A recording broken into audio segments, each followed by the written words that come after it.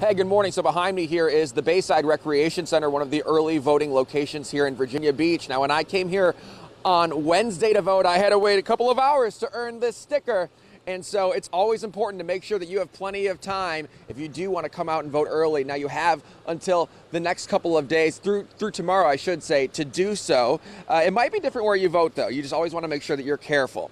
Now, so far in Virginia, more than 2.3 million people have already voted, according to the Virginia Public Access Project. That's compared to just under 600,000 this time in 2016, and that's both in-person voting and absentee ballots. Now, in Virginia Beach alone, we know more than 100,000 people have mailed in or cast their ballots in person.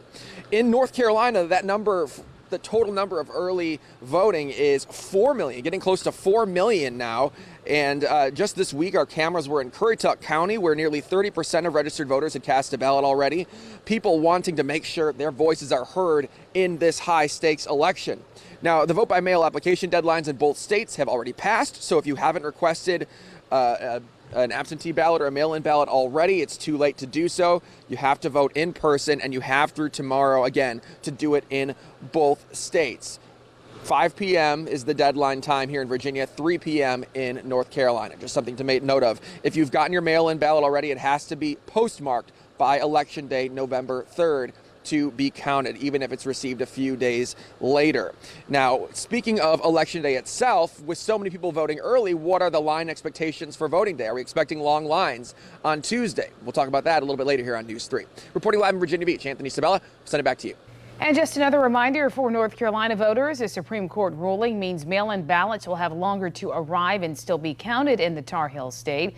The ruling will allow ballots to be received and counted up to 9 days after the election. But this is important. Listen to this.